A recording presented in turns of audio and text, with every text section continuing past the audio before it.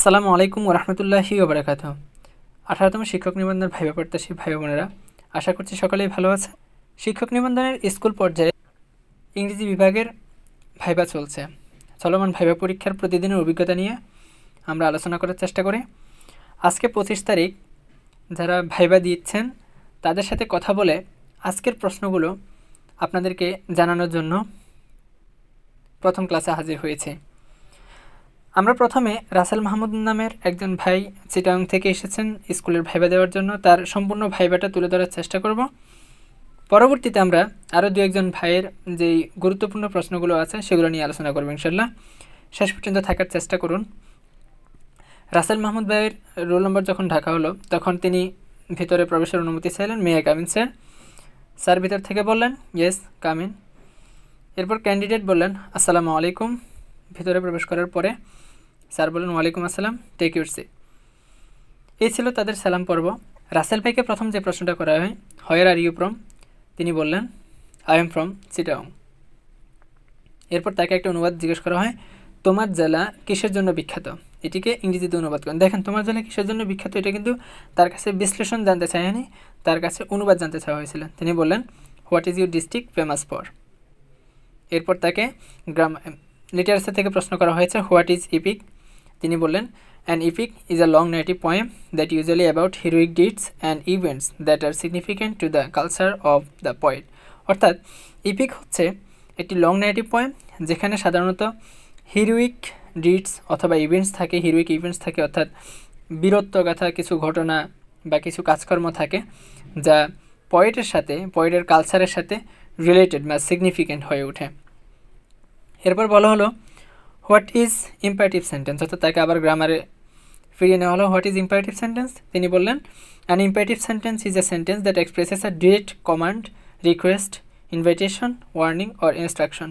অর্থাৎ ইম্পারেটিভে আমরা জানি যেখানে হচ্ছে সাধারণত ইউজ যে থাকে এবং বিভিন্ন আদেশ নিষেধ উপদেশ সম্পর্কে বলা হয় আর কি। এরপর তাকে বলা হলো give an example from imperative sentence. তিনি বললেন open the door. Open the ডোরকে যখন তিনি এক্সাম্পলটা দিলেন তারপর তাকে বললো এটাকে অ্যাসার্টিভ সেন্টেন্সে রূপান্তর করো। তিনি ইউটাকে বসে ইউ ওপেন দ্য ডোর বলে দিলেন। এরপর তার ভাইবা এখানে শেষ হয়ে গেল।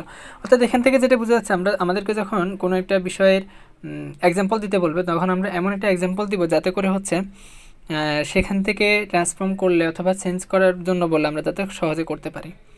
ঠিক আছে, আমরা যদি এরপরে ভাইবাগুলো নিয়ে আলোচনা করি, যেমন একজন ভাইকে প্রশ্ন করেছিলেন, এখানে কিন্তু রাসেল মাহমুদ ভাইয়ের ভাইবা শেষ হয়ে গেছে। তারপরে অন্য ভাইকে প্রশ্ন করলেন which part of speech is good, অর্থাৎ গুড কোন পার্টস অফ স্পিচের অন্তর্ভুক্ত। তিনি বললেন অ্যাডজেক্টিভ, গুড একটা অ্যাডজেক্টিভ। ঠিক আছে, তারপরে বলা হলো what is the difference between different and ডিফারেন্সের মধ্যে পার্থক্য কি। দেখেন এখানে পার্টস অফ স্পিচগত পার্থক্য আছে, তিনি শুধু পার্টস অফ স্পিচ উঠে নিয়ে আসছেন, এখানে কিন্তু অর্থগত পার্থক্য আছে, তিনি সেটা আর বলেন নেই। কারণ আপনি যত কোশ্চেনটা মানে বড় করবেন তত আপনার প্রশ্নের সংখ্যা বাড়তে থাকবে। তিনি বললেন different is an adjective while difference is a noun. তারপরে বলা হলো why do you want to be a teacher. এই কোশ্চেনটা কিন্তু আজকে করা হয়েছে, অর্থাৎ এগুলো গুরুত্বপূর্ণ ডিসক্রিপশনমূলক প্রশ্নগুলো, এটা তিনি আনসার করলেন। এরপর বলা হলো give an example of Shakespearean sonnet. একজন ভাইকে বললেন যে সনেট থেকে একটা সনেট অর্থাৎ শেক্সপিয়ারিয়ান সনেটের একটা এক্সাম্পল দিতে। তিনি বললেন সনেট 18। তখন তাকে বলা হলো অ্যানাদার নেম অফ সনেট 18, অর্থাৎ সনেট 18 অন্য কোনো নাম আছে কিনা। তিনি বললেন sonnet 18 is also known as shall I compare it to a summer's day. আমি গতকালকে একটা কথা বলেছিলাম যে দ্য ড্যাফোডিলস এবং সনেট 18 এই দুইটা কবিতার 4 লাইন মুখস্থ করে নেওয়া ভালো, কারণ অনেকে এই দুইটা কবিতা আবৃত্তি করতে বলা হতে পারে, বিশেষ করে যারা বলেন উইলিয়াম ওয়ার্ডসওয়ার্থ তাদের ফেভারিট পয়েট এবং যারা বলবেন শেক্সপিয়ার তাদের ফেভারিট পয়েট, তাদেরকে এই দুইটা প্রশ্ন করার সম্ভাবনা আছে। অর্থাৎ সনেট 18 এবং দ্য ড্যাফোডিলস 4 লাইন অন্তত মুখস্থ করে রাখা ভালো। এরপর ভাইকে বললেন ট্রান্সলেট ইন ইংলিশ, লাইনটি কেটে দাও, এটা ট্রান্সলেশন করতে বলা হলো। তিনি বললেন পেন থ্রু দ্য সেন্টেন্স। এরকম তো এই ছিল আজকে আমাদের ভাইবা এক্সপিরিয়েন্স বিষয় নিয়ে আলোচনা।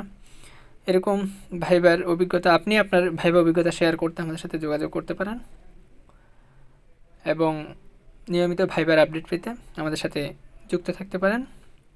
যদি ক্লাসগুলো ভালো লেগে থাকে অবশ্যই কমেন্ট বক্সে জানিয়ে দিবেন। ধন্যবাদ, সকলের জন্য শুভকামনা রইল। আমাদের জন্য দোয়া করবেন। আল্লাহ হাফেজ। আসসালামু আলাইকুম ওয়া রাহমাতুল্লাহ।